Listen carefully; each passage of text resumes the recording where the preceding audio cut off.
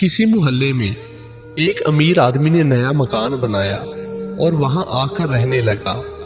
یہ امیر آدمی کبھی کسی کی مدد نہیں کرتا تھا۔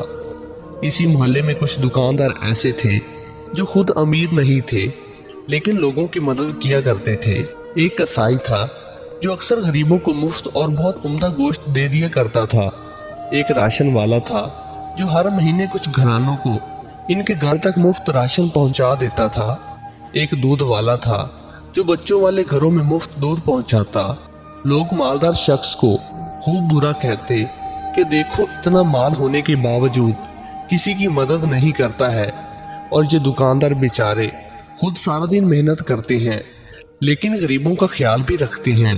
کچھ عرصہ اسی طرح گزر گیا اور سب نے مالدار آدمی سے ناطا توڑ لیا، اور جب اس مالدار کا انتقال ہوا تو محلے سے کوئی بھی اس کے جنازے میں شریک نہ ہوا۔ مالدار کی موت کے اگلے روز ایک غریب نے گوشت والے سے مفت گوشت مانگا تو اس نے دینے سے صاف انکار کر دیا۔ دودھ والے نے مفت دودھ سے صاف انکار کر دیا۔ راشن والے نے مفت راشن دینے سے صاف انکار کر دیا۔ پتہ ہے کیوں؟ ان سب کا ایک ہی جواب تھا، اب تمہیں یہاں سے کچھ بھی مفت نہیں مل سکتا، کیونکہ وہ جو تمہارے پیسے ادا کرتا تھا کل دنیا سے چلا گیا ہے۔ دوستو، اس کہانی سے ایک نتیجہ ملتا ہے کہ کبھی کسی کے بارے میں خود سے فیصلہ نہ کرو، کیونکہ تم نہیں جانتے کس کا باطن کتنا پاکیزہ ہے۔